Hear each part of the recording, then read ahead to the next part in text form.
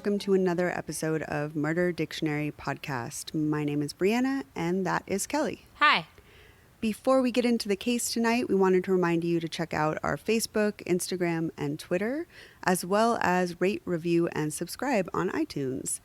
If you have left a review this week, we wanted to say thank you, so listen to the end. Finding the right pros for home projects can be tough and spark a lot of questions like, how do I find a pro who can help? Will they do a good job? Will I get a fair price? That's where Home Advisor can help. From leaky faucets to major remodels, Home Advisor connects you to the right pro for the job in seconds and even helps you get a fair price. Read reviews, check project cost guides, and book appointments. Go to homeadvisor.com or download the free Home Advisor app to start your next project. End of the show, and we will say thank you for your review. And if you haven't, go ahead and leave us a review. Cool? Cool. In the description and show notes for tonight, we're going to have links to the research that I used. If you want to read more on the case, there's a couple videos I watched if you want to check those out, as well as links to resources like CPH, domestic violence resources, mental health support, suicide hotlines, all that. CPH, like California Highway, or CHP? Yes. Did I say CHP? You said CPH, which I know you meant CPS. But No. I just think CHP, it's fine. I never know what I'm talking about. Are the videos of you just like chilling or? Yeah, just me listening to music. Is it your toes? Me and my beat laboratory. They're all foot fetish videos. And lastly, before we get started, we wanted to say thank you to another Patreon supporter. We have someone named Karen who increased their Patreon support this week. What? So thank you, Karen. Karen got a raise. Congrats, Karen. Yeah, thanks, Karen. You the shit. So thank you so much. The link to our Patreon is also in the show notes. Do we send her nudes or like? That's what you get when you increase your donation. So also, I usually include some timestamps for when the story is violent, but I think tonight I'm going to skip that because let's just say if you have a weak stomach, if you don't like violence, if things get gory and it's too much for you, maybe this isn't the episode for you. Let's just say that. I'm glad I didn't eat eggs before this episode. Good choice. Good life choice, dude. Just drank a big glass of milk. Right? Milk was a bad idea. So yeah, I'm just not going to do timestamps just for this episode because there's just a lot. It's a very dark and gory episode. And you don't want to miss a minute of it, right? Take it all in. Fuck the rest stamps. of you that are super into that, buckle up. Woo! Cleek. So tonight we are moving on to letter R, and we're going to do some rock and roll rock star murders. Awesome. So this is actually the case that I wanted to do basically since letter A.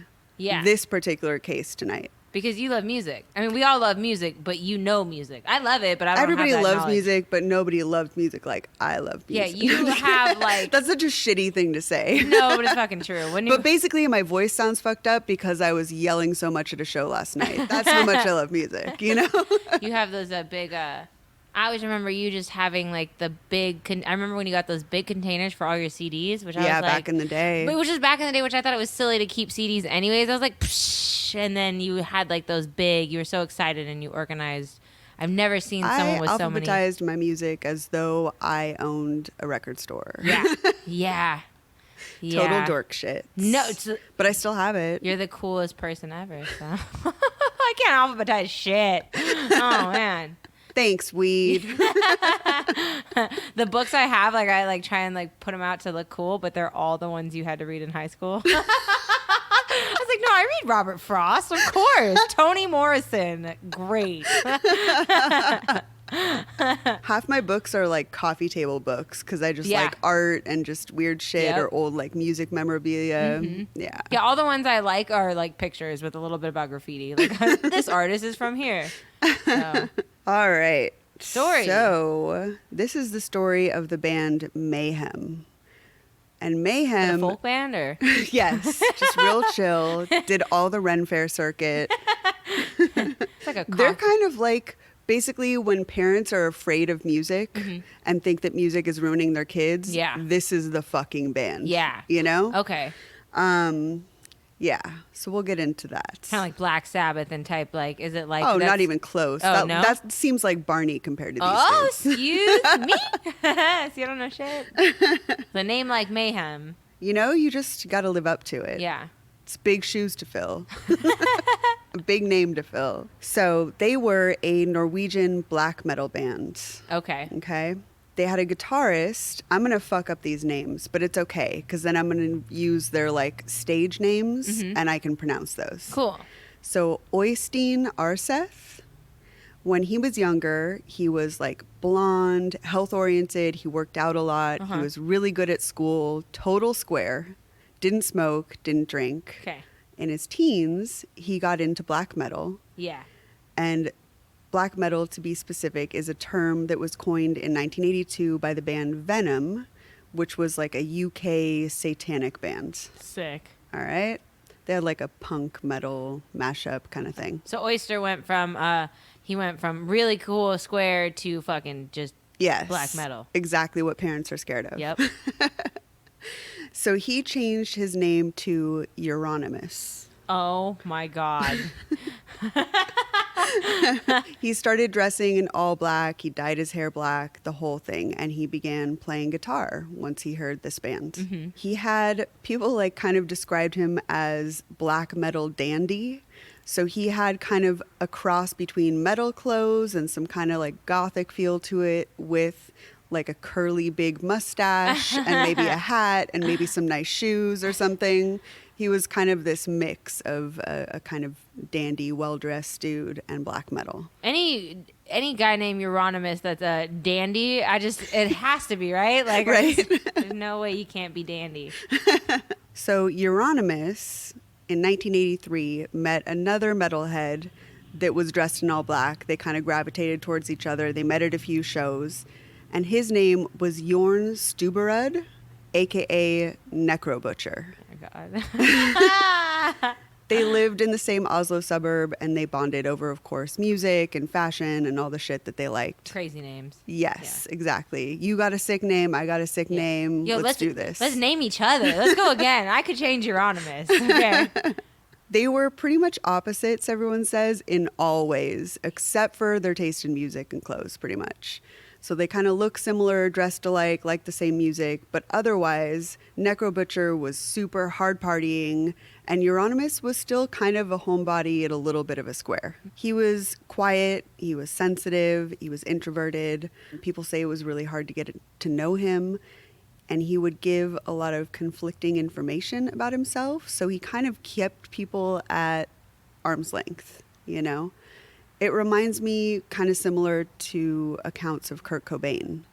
Because a lot of people couldn't get close to Kurt Cobain, and he would make up stories about himself. He would maybe make grandiose statements or tell big stories. He was very performative and theatrical, the way that Kurt Cobain was, and nobody ever knew if it was true or not. Yeah. So some of the lore surrounding him is kind of debatable, you know, same as Kurt Cobain. I can relate to that, like where I flip-flop on if I like vigilante justice, and then sometimes I tell stories. Every week and it's different. You never know. It just depends on the case, that's all. That's the greatest thing about smoking weed is that it's new every fucking Everything's time. fresh. I don't even remember if I like things anymore, but I get to retry it. Like, When talking to people, Euronymous seemed like really stern and serious, and people said he kind of came off as arrogant sometimes. And again, he was also really performative and theatrical and put on a big show, told big stories. In interviews, Euronymous claimed to be against individualism, compassion, peace, happiness, and fun. who's against individualism? Like Euronymous. communist. Well, exactly. He claimed he wanted to spread hatred, sorrow, and evil. In a 1993 interview, he said, "There is nothing which is too sick, evil, or perverted." And like you just said, Euronymous was also a communist. He was once a member of a local Marxist-Leninist youth organization. And many of his black metal friends didn't agree with his views. It kind of caused some controversy, not only within his band, but just within his friends group, because most of the people did not subscribe to any of his communist beliefs. Yeah. So it caused a little bit of tension. In 1983, Necrobutcher and Euronymous recruited a drummer, Jan Axel Bloomberg, aka Hellhammer, Whew. and they formed a band. Fucking three amigos. Right? We're the three best friends that anyone. So they called the band Mayhem after the Venom song Mayhem with Mercy. The lineup began playing like cover songs, Black Sabbath, Venom, Motorhead, and they recorded a demo that they called Pure Fucking Armageddon. So intense. They're just really good with the names. Yeah. They're like... You know what it is, man? It's pure fucking Armageddon. All right, whoa, dude. Okay, I get it. Yeah. I get it. I'm just being real, man. Okay? Just, like, Just trying how to do be, you... transparent with you. Yeah. How do you be that honest? Like, what's my name? Necro Butcher. I fucking never mind. You know what it is. You already know. I like that he's the nice guy too. Like that He kind of Euronymous is throughout the story. He definitely, Necro Butcher is the nicest person in this story. It's awesome. So the lineup for Mayhem changed kind of often. They would add a member here, get rid of one, whatever. It was kind of a revolving door. And since black metal was also so obscure, they really had a hard time finding places to play shows, because a lot of the bands that were getting hired to play places played much more soft kind of music. It's the 80s, right? Rock's probably a lot different. Yeah, it's like the early 90s. Oh, okay. 93. Or actually, yeah, you're right. Sorry. It's early 80s at this point when they started the band. True.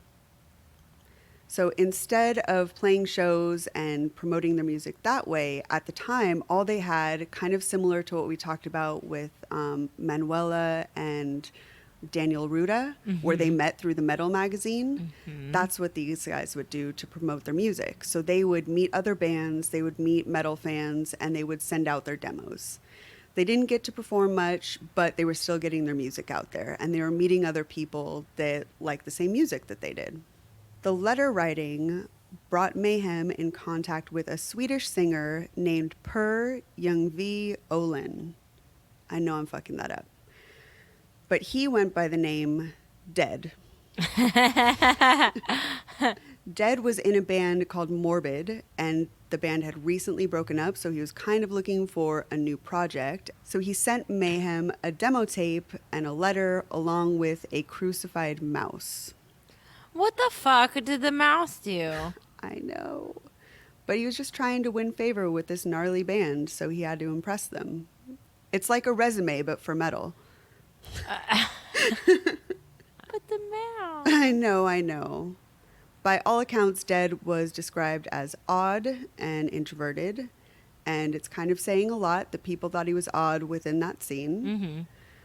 So Jan Axel Hellhammer, the drummer, said that he was a very strange personality, depressed, melancholic, and dark. Yeah, if Hellhammer and Necro Butcher think you're weird. Yeah, he was weird. You coming from morbid to mayhem. Right. Just... As a child, Dead experienced some health issues that may have had an effect on his adult mental health. With no heartbeat. Well, let me break it down. Oh, shit. This gets interesting. He had, first of all, sleep apnea from a very young age. Oh, that's embarrassing. You have to wear a mask. You're like... Yeah. And then at the age of 10, he suffered internal bleeding when his spleen ruptured. What he claimed happened was that he had an accident while ice skating. However, his brother would later say that what really happened was that Dead was the victim of bullying for a long time, and on one particular incident, it got out of hand and his spleen was ruptured. I feel like if you say that you were just ice skating instead, you're just opening up doors to get bullied more. I see what you did there. It's a vicious cycle, man. So he had a pretty significant injury. He was rushed to the hospital, and at that time, he was pronounced clinically dead before they revived him. And he was only 10 years old at the time. I'm an asshole. Skating's cool. That's so sad. Holy shit. Yeah. So it's believed that this kind of childhood trauma with the sleep apnea and the injury, the hospitalization, caused him to have some later issues. He has what is called Cotard delusion. aka walking corpse syndrome. So this is a rare mental illness in which a person believes that they are dead, missing organs, losing blood, or that their body is rotting. Severe cases cause delusion, depression, and suicide. I mean, he's not wrong, right? You are rotting. You probably. I mean, from the day you were born, yeah. Oh, I mean, No, yeah. I mean, you're I think that he had, aging. this is different. Yeah, thinking you're missing organs in your blood and everything. That's like a Yes. crazy anxiety to go along with that. If you're familiar with the case of Richard Chase. Yes, the Yes. vampire of Sacramento. Exactly. That is a very similar kind of thing. And I don't know if I've heard Cotard delusion talked about in the Richard Chase case. However, it's very clear that that's what Richard Chase has as well. So he was believing that he was losing blood, that he needed to drink animal blood and all that kind of stuff. And that's what Dead had.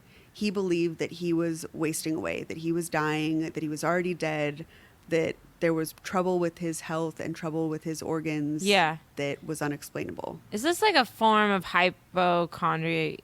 You know what I mean? Like, yes, you're kind of and no. thinking you're sick when you're not. It's like all psychosomatic where you really just believe it in general. So, like, I wonder with that, how do you even treat that? Yeah, I mean, really, I think that if it was caught earlier and he was treated, I mean, maybe someone could get to the bottom of it. The problem is that someone with Cotard delusion usually does something extreme, like kill someone or kill themselves. Suicidality is pretty common with this mental illness. You know? If you think your life is on the line because of a sickness, you're going to do everything you can, and it won't seem extreme to you, right? Like drinking blood from animals, drinking blood from people won't seem, because you already think that your body is wasting away. Fight or flight. You just got to do what you got to do to survive. Yeah. Crazy. Oh, what's going to happen? So excited. So as a result, Dead did a lot of self-harm. He would cut himself while he was with his friends. If they were partying, he would kind of be in the corner, and then all of a sudden they would notice that he was injured. Smoke this joint instead. What? See, he just needed you. That's all. But his friends would often have to kind of patch him up, maybe take him to the hospital, the whole thing. He would also do this on stage sometimes. His actions and his lyrics were very vampire. He was kind of obsessed with coffins, graves, anything like that. So Mayhem liked Dead's vocals on the Morbid demo so much, and they didn't really know all of this about him, so they invited him to join their band. So Dead decided to join the band, and he moved from Sweden to Norway. When he arrived, Necro Butcher took it upon himself to basically make him welcome. He found a place for him to live. He introduced him to everybody. He really wanted Dead to get acclimated into his new place and this new band, you know? Jumped him in. Yes, exactly. Euronymous, on the other hand, apparently did his best to make him feel extremely uncomfortable. Necro Butcher says, he tried to psych him out. He would tell Dead, we don't like you. You should just kill yourself and stuff like that. Burn. That is the worst sick burn. Yeah, he was just making it awful for him. He was making him feel unwelcome at every turn. Hey, dude, I found this kidney over here. Did you lose any kidneys? No? I don't even think they really knew that was going on at the point. To be honest, you know, he just arrived. They knew he was a little off. He was a little shy, quiet, maybe different, odd. But I think they really believed that what he was saying was part of his metal, like black metal aesthetic. Yeah. Like he was doing it to basically create this persona and this character. Cool. They didn't understand the origin of it, or maybe the actual mental illness and the fact that he was actually having delusions and seeing things. I don't think they understood that. And it's a form of hazing in general, which always kind of happens. In at least a lot of bands that happens. With any type of social, a new job or something like that. But it's you fine. Remember all those wedgies I gave you when you got hired? Of course. Moose knuckle.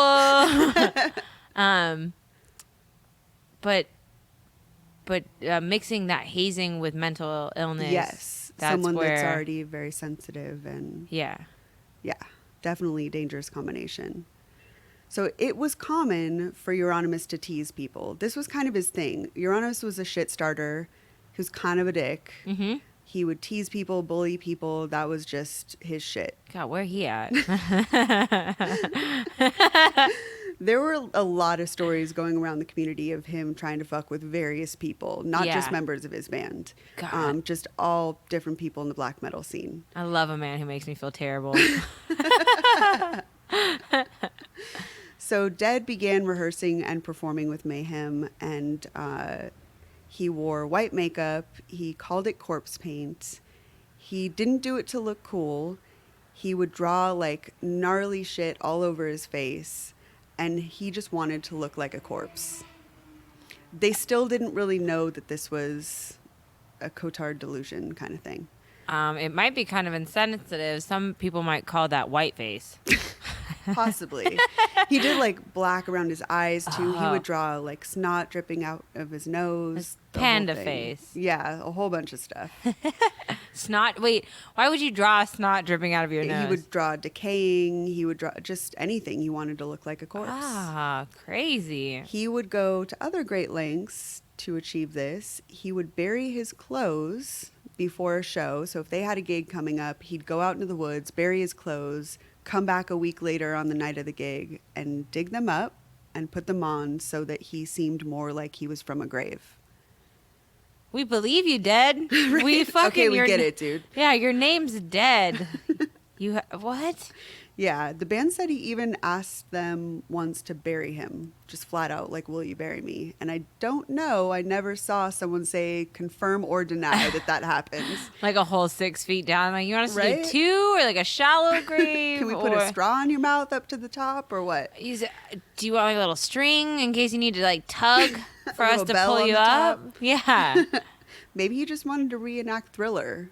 Maybe he Yes. knew all the steps to the dance and he was like, let me show you. Yeah. You know? Exactly. It's a Thriller night. He also found a dead crow once and he collected it, put it in a bag, and he would carry it around with him to their various gigs and smell the bird before going on stage. Barf cauldron. He said, quote, he wanted to sing with the stench of death in his nostrils. I thought you were gonna say like the last story. Remember how they put those locks and stuff in socks and then swung around? I thought he was Oh. gonna take a crow. Nope. just nasty. That's Just what we got nasty. here. He's just doing like the huffing of like a bag, like a Exactly. brown paper bag of just dead crow. Ooh. So like I said before, when he was performing, he often cut himself as well. And Mayhem at that time also incorporated dead animal parts into their act. So they would put pigs' heads or sheep heads on top of the mic stands or up on the stage on the amps or whatever and put it around. Real? And then, yes, real. And then if they would get upset with someone in the audience, sometimes they would throw them. There was a particular incident where someone had like turned away from the stage and was talking to his girlfriend and they just threw a pig's head at him. Oh shit. And then at every performance at the end, they would just throw them into the audience when they were done. Like a bouquet at a Yes. wedding. So by 1991, Dead, Euronymous, and the drummer Hellhammer were living in a house in the woods. They used this as a space for rehearsal. They lived there, but mostly they were just making music, writing, and, partying. Sick. The tension that started from Euronymous and Dead got worse. So they didn't get along from the beginning. Euronymous was an asshole. But when they lived together, Euronymous would openly taunt Dead all the time. They fought over like anything and everything. Dead once went to sleep outside in the woods because Euronymous was playing like gnarly synthesizer music that he hated. And he was turning it up so loud, would not turn it down, and so Dead went outside. Once he was outside trying to sleep in the woods, Euronymous went outside and just started shooting a gun into the air. That's some type of shit your older brother does, and then to the little brother, and then the little brother just snaps. Yes. That's exactly what's gonna happen. Yes. I've seen it happen with my brothers. Like, you just get pushed too far. At one time, they even got in a fight where Dead stabbed Euronymous. Oh, fuck yeah. Actually, I'm siding with Dead right now. I fucking hate synthesizers like that. I would be so fucking pissed. Oh my God. And I'm not getting punked by anyone named Euronymous. Right? I'm motherfucking dead, okay? Recognize. Yeah. At one point, Euronymous even gave Dead shotgun shells as a Christmas gift, basically Well, taunting him to kill himself. It's the thought. It's better than Bath and Body Christmas sets. Seriously. So, on April 8th, 1991, Euronymous came home from a vacation and couldn't get into the house because it was locked and he didn't have keys. It's your birthday. That is my birthday. Mm-hmm. He climbed through an open window and found 22-year-old Dead had committed suicide in the house. He had slit his wrists and shot himself in the head. That sounds. Wait, what? Yes. Do one first. Yeah. Sorry. I hadn't heard I'm of something like that. That's but yeah. yeah. Upon finding the body, Euronymous, instead of calling the police, went to a nearby store and bought a disposable camera to photograph the scene. Well, because his name's Dead and he's dead. I mean, he's not. That's awful. But I could see It's why awful. it's awful. But it's an Yes. ironic picture. One of these photographs that was taken was later stolen and used on a cover of a bootleg live album. Oh my God, I hate Euronymous. Yes. Ugh. Which also can be seen at the Museum of Death. I Oh, think did I we? may have pointed it out to you. Holy shit. Yeah. You pointed out all the music stuff, so it's Gigi Allen. That's my shit. Yep. Rumor has it that Euronymous also cannibalized his brains. He made a stew with the pieces and ate it. It's really unclear, though, if this is kind of like black metal lore. It's Yeah. a rumor. It's something that he said to maybe make it seem more gnarly. Yeah, street cred. Yeah. I It's fucking black ate metal his street breads. cred. Yeah. So it's really not clear if that's a fact. However, what is a fact is that he did take bone fragments from his head from the scene and he made necklaces with it. He made one for himself and then he would give out these other bone fragment necklaces to people in the black metal scene that he thought were worthy. If they were good enough musicians, if they were close enough friends, he gave them a piece of the skull on a necklace. Wow. Yes. I'm never buying something off Etsy again. I seriously. You never know. Right? You never know. So Necrobutcher says, Euronymous called me the next day and tells me, Dead has done something really cool. He killed himself. I thought, have you lost it? What do you mean cool? Then Euronymous told me, relax, I have photos of everything. I was in shock and grief. He was just thinking how to exploit it. So I told him, don't even fucking call me before you destroy those pictures. Thanks, Hellhammer. That was Necrobutcher. Ne- fuck. He's the voice of reason in all of this. Wait, okay, Hellhammer's kinda Necrobutcher's the quiet. smart one. Hellhammer. Basically doesn't do much. He's pretty absent in the story. Okay. Yeah. So Necrobutcher He's the Ringo. got in a big fight. Yes, he is the Ringo. So Euronymous was clearly trying to exploit this. Yeah. Which Necrobutcher did not agree with. He was very upset. Euronymous wanted to use the suicide as something to like bolster their evil image and make them seem a little bit more intense. And he basically said that Dead killed himself because death metal had become too trendy and commercialized. It was basically like the Backstreet Boys of the 80s. Like, does that make you cooler? Like, he hated it so much that he killed himself. That's how hard we are. That's what he was trying to say, Yeah. man. Yeah, that's how intense we are, man. Yeah, that's we did it, even though Dead Right. did it. And he gave his life for it. Yeah, and Jeez. because I'm a fucking dick and douchebag. Like, let me just not forget. Like, he just He was forgets the to one add that in. bullied him, yeah, too. it's into that. Into killing himself. Yep. And then he takes credit for it. Right. So he was totally trying to exploit it. Hate Euronymous, man. Just wait. In July 1993, they released a live album as a tribute to Dead, and they put part of his suicide note on the cover. Oh my God, you're on a mission to ruin Dead's life. Oh, no. That's exactly what it said.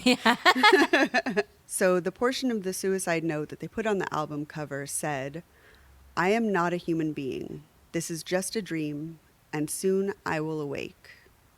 Lil Wayne? Exactly. It's all Wheezy.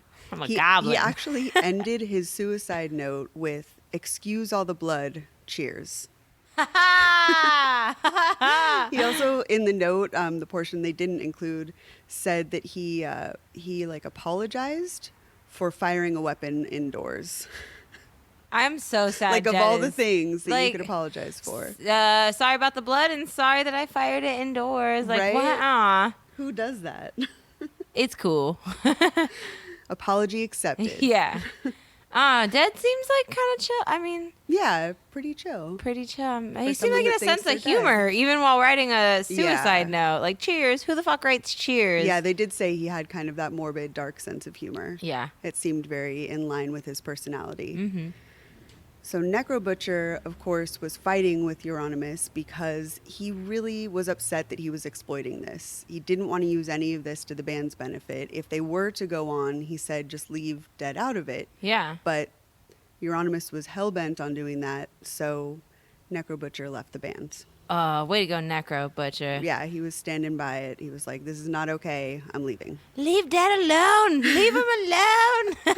2 months later, Euronymous moved to Oslo, and he opened a shop called Helvete, which translated means hell. Helvete. So in the shop, they sold records, they sold clothes and whatever, and it was kind of this gathering point for everybody in the black metal scene. They would all drop by and hang out because they didn't really have anywhere to go because contrary to what Euronymous was saying, it wasn't commercialized, it wasn't trendy, there was very few people into it. So a lot of people were gathering there. So from that shop, Hell, he also opened a record label called Deathlike Silence Productions. I can see you're going to say something. I'm just death like silence. Okay. All right. Yeah, cool. isn't there such thing as a death rattle? Isn't it not silent? But Yeah. maybe I'm being too true crime specific. No, but you're right. There's lots of noises associated. There's no silence. This guy. Yep. You poser. You don't know shit. You don't know. From the shop, of course, a bunch of customers used to hang around. It was kind of a cultural gathering for black metal, like I said. And they met a person named Christian Larson Vikerness. Christian went by the name Varg Vikerness. How white is that guy? He's fucking He's honestly pale. super, yeah, blonde, white. Translucent. Yes. So he was a bassist, and Euronymous, upon meeting him, was just like, this is a person that could be a new bassist for us. So Varg was kind of a quiet, serious, it seems like everybody in the scene was like that. He didn't party like everyone else, because by this time, of course, like I said, Euronymous was no longer that clean-cut whatever. He was now a partier, and Varg stood out from everybody because he wasn't. People recall that he was always drinking milk. Like, he would walk around at parties where everyone had a beer, everyone was drinking, doing drugs, and he would hold cartons of milk and drink them at parties. Like It's Always Sunny. Right? Like, you should be creeped out by that, you know? Nobody loves the McPoyles. Exactly. So Varg was also a Satanist, a white supremacist, and he had tons of weapons and Nazi memorabilia. Euronymous and Varg were competitive about being evil right from the start. Upon beginning their friendship, they were always trying to outdo each other and be just more crazy, more satanic, more evil than the other one. And they're going to out-metal each other. Right? That's- I'm going to out-brutal you. So Varg seemed to be just as severe as Euronymous, but they were both kind of insecure about their dedication and their hardcoreness. So Euronymous, of course, reverted back to his bullying tactics that he used on Dead. Euronymous would belittle him, he was threatening him, and always trying to go one step beyond what Varg would do. I'm just wondering if anyone ever, like, what makes you try so hard to show someone how, like, you know, how down you are, how part of the scene you are. Like, someone must have just honestly called him a poser back in the day, and that stuck with him, and he's like, I'm going to be Yeah. the realest of the real, you know? Or maybe it's just daddy issues. True, too, because he bullies. So, yeah, Yeah. actually, that could be. You're But right. yeah, there was probably some point where he was that straight edge kind of good at school, working out all the time, and someone thought he wasn't good enough to be in the metal scene. And from then, he probably just thought he had to prove himself all the time, you know? I'm assuming that's what it Yeah. was. So around 1992, the band Mayhem began setting fires to churches around Norway.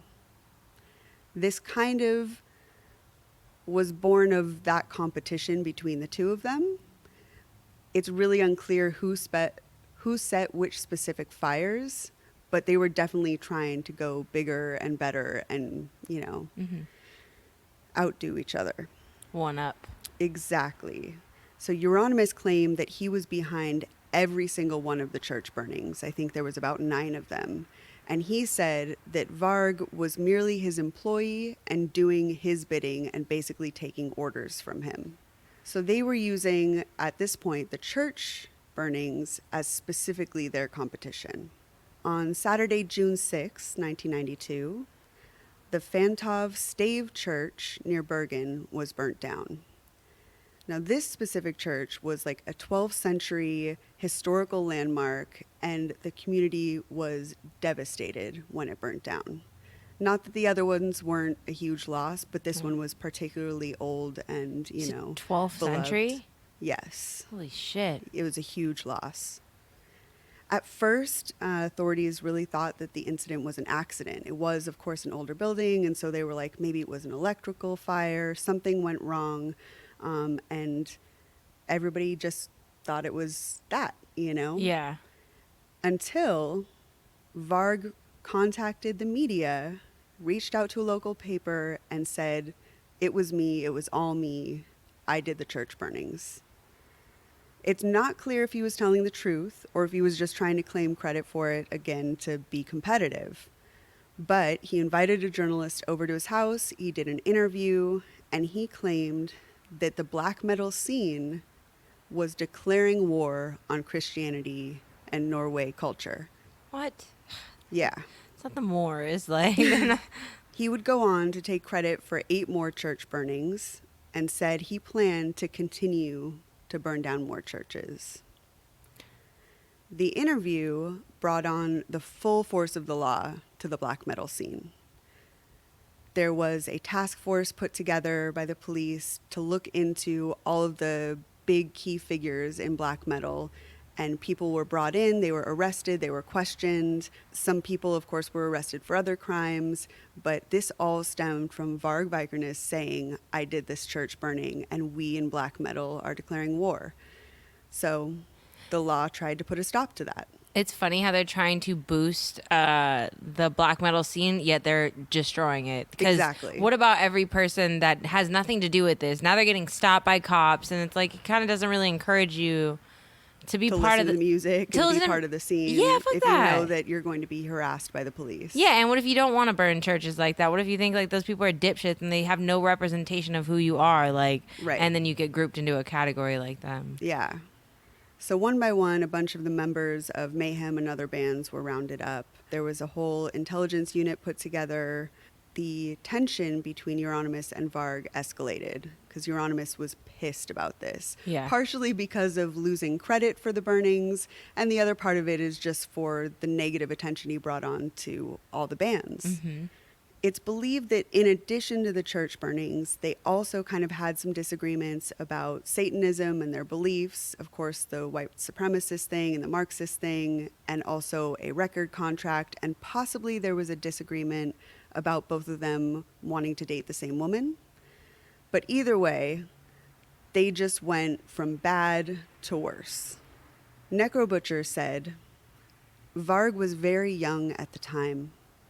You go further than you might if you were a little older and wiser. I actually understand where Varg came from.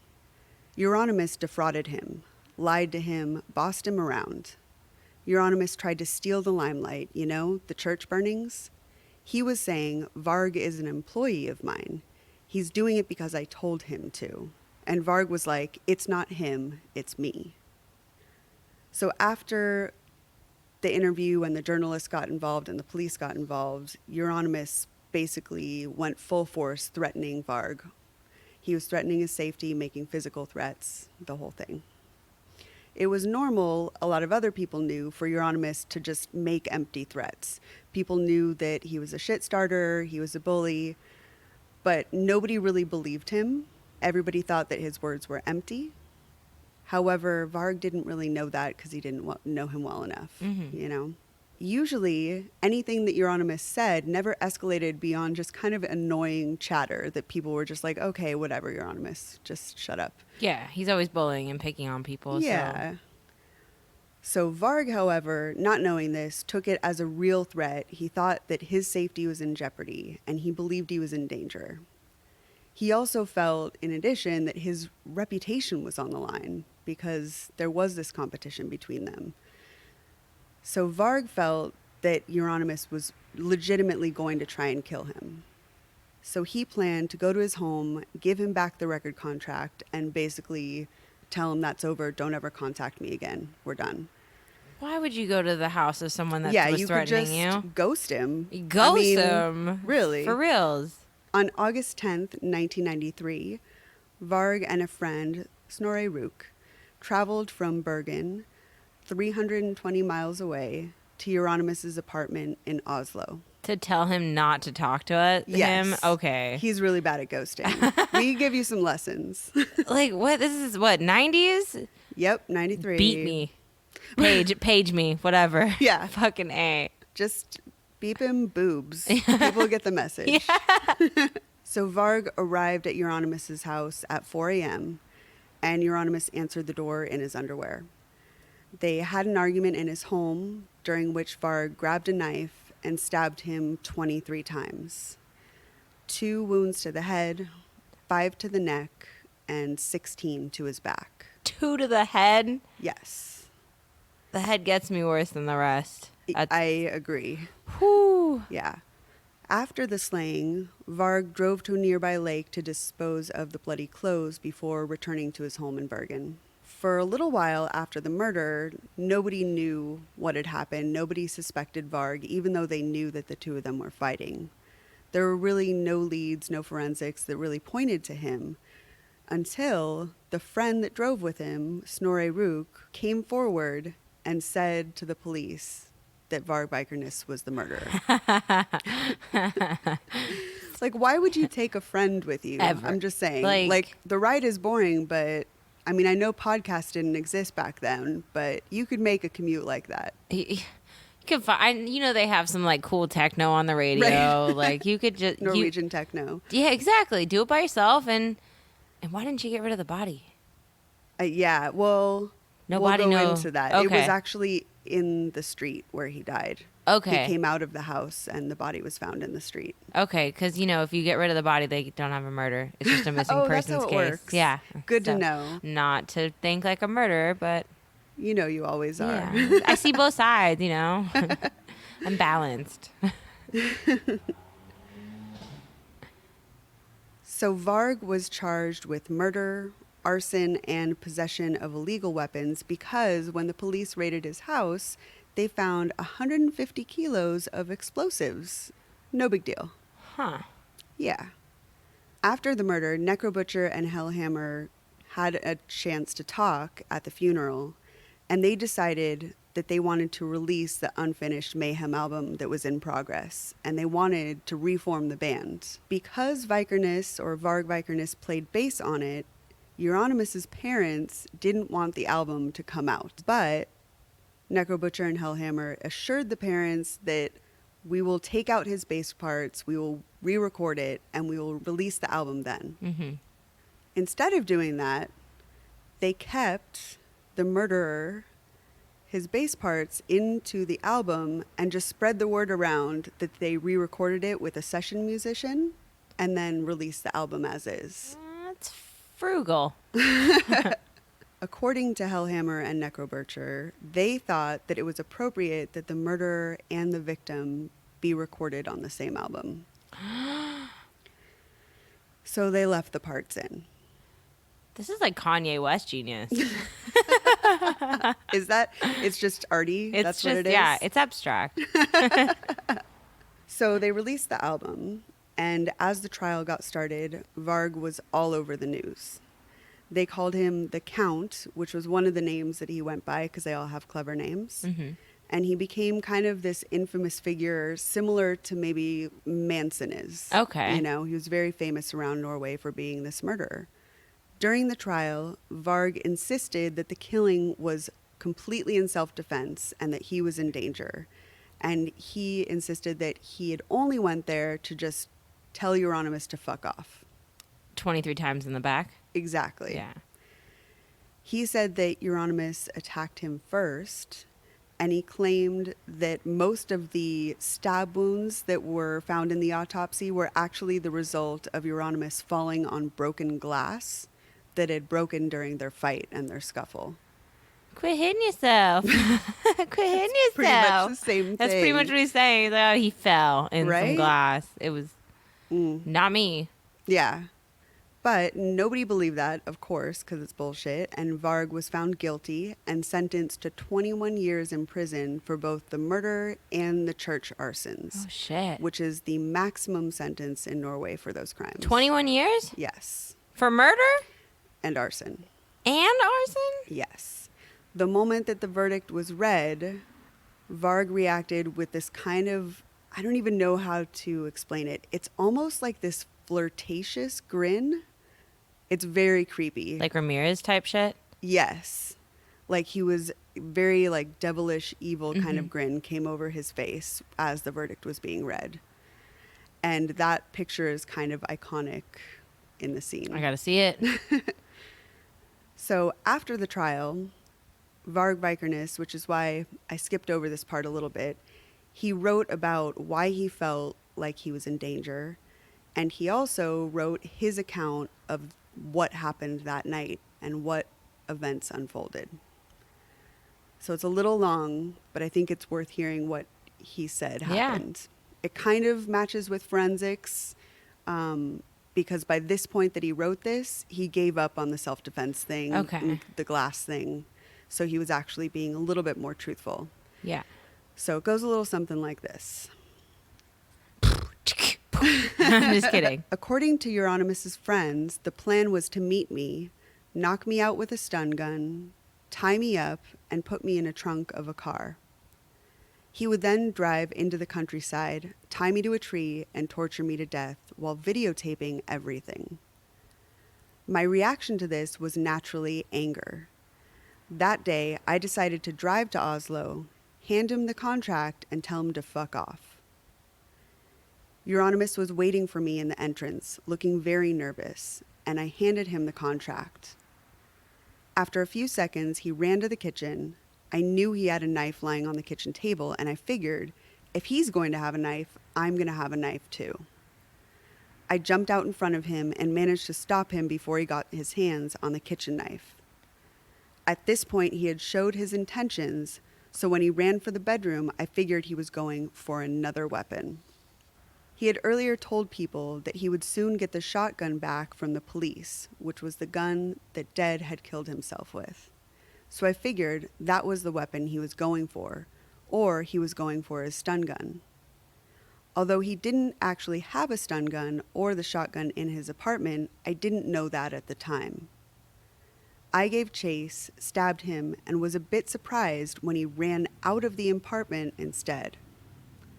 It made no sense to flee, and it made me angry to know that he had started the fight, but the moment it didn't go his way, he decided to flee instead of fighting like a man. That's always something I have disliked strongly. I finished him off by thrusting the knife through his skull, through his forehead, and he died instantaneously. His eyes turned around in his head, and a moan could be heard as he emptied his lungs when he died. He fell down to a sitting position, but the knife was still stuck in his head, so I held him up as he held onto the knife. Oh, shit. When I jerked the knife from his skull, he fell forward and rolled down the flight of stairs like a sack of potatoes, making enough noise to wake the whole neighborhood. Barf cauldron. So that is the events according to Varg Vikerness. And that sounds right, except for it sounds completely calculated, like he's trying to not be in trouble, like still pushing the self-defense, not insanity or anything, but still pushing self-defense.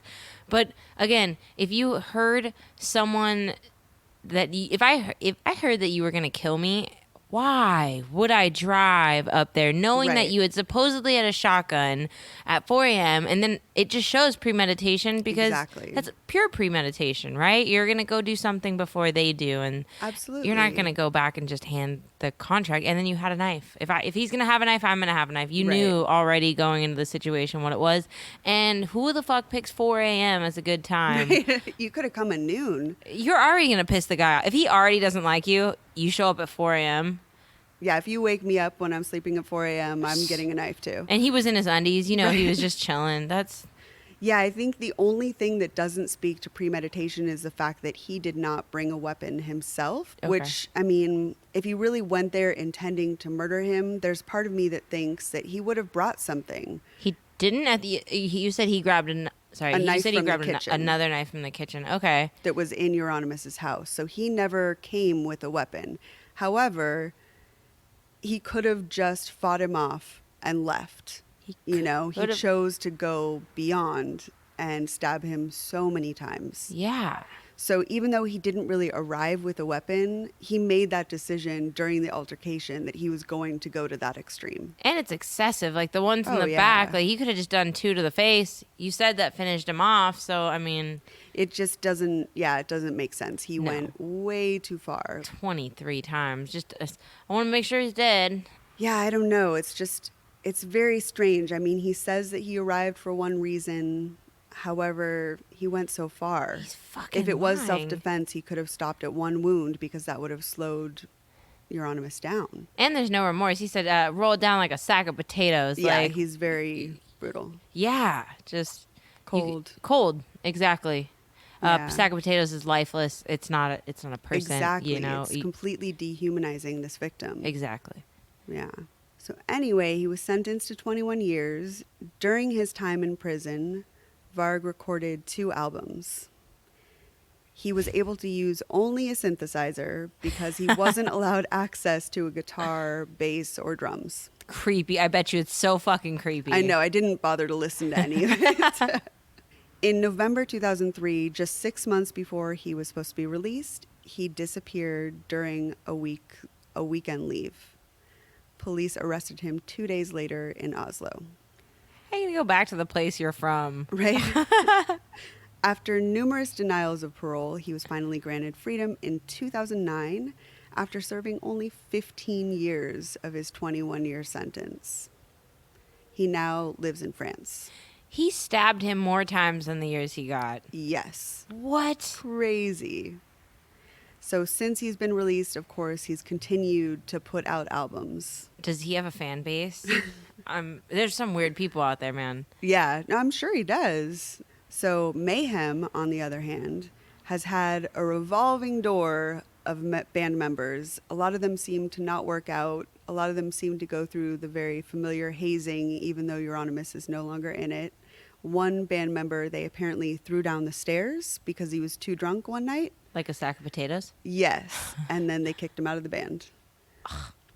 Yeah. That's kind of ballsy to join a band where, Where you know that's the reputation. Yeah, the reputation of the people have died being in that band. One person killed himself, another person got murdered. Right. So some of the members that have been in Mayhem, just because I think the names are interesting, are Blasphemer, Maniac, Attila, Ghoul, Mannheim, Messiah, Blackthorn, and Morpheus. And that's only like half the members that have been in the band since then. I feel like you just named the members of Insane Clown Posse. Right? Or that's like the evil 7 dwarfs, I would say. So Necro Butcher has kind of openly admitted that the band made it hard for critics and listeners to like them in the beginning, but he kind of has done a lot to rebrand the band and say that it's more about the music now. The band restarted in 1994 with all these different revolving members. And he said, we had nothing to do with those things. And the people who did have anything to do with them are either dead or in jail.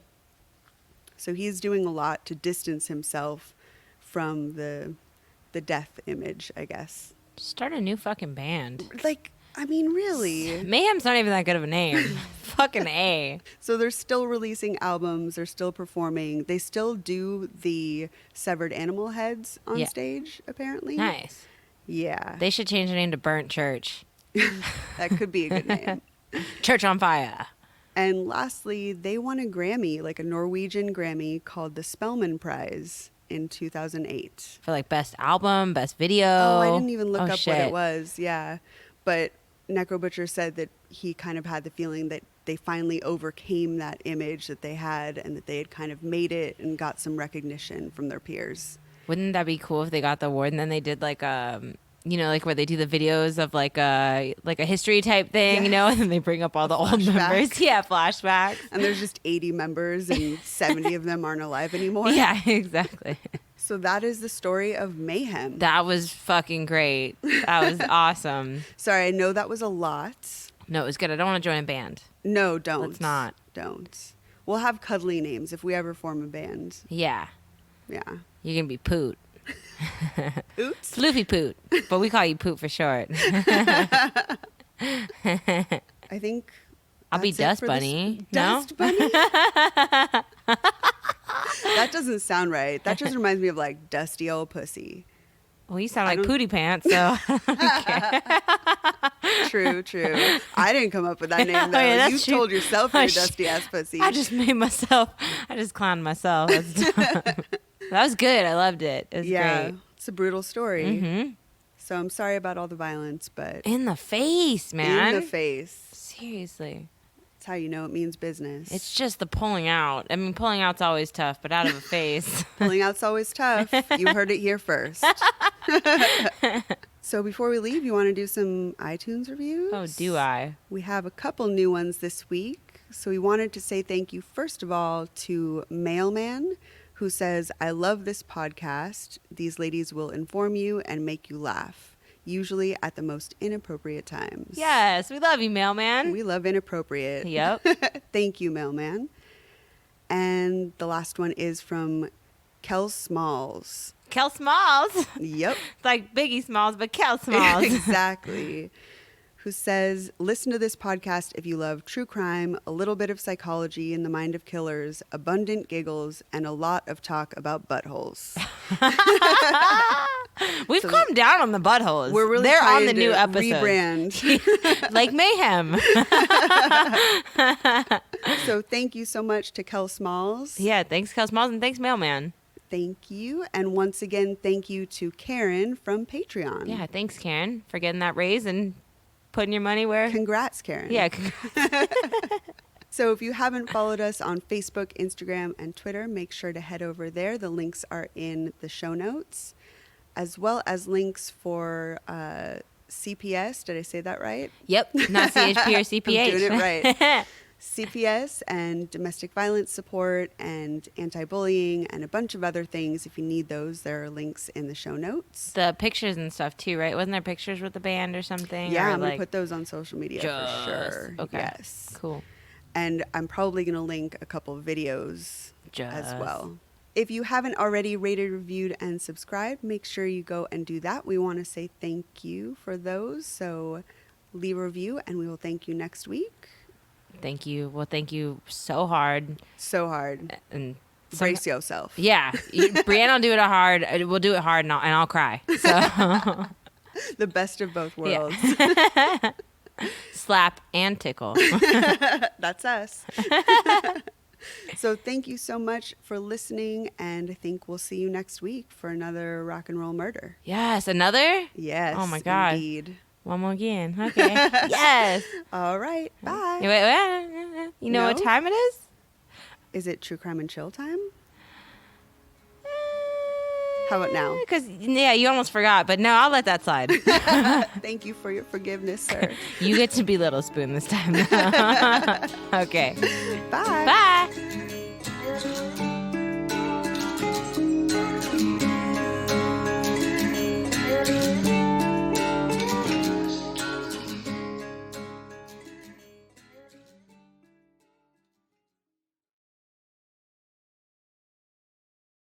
Bye. the Starlight Lounge presents An Evening with the Progressive Box. Old moon, yeah. That's Hugo, tickling the ivories. He just saved by bundling home and auto with Progressive.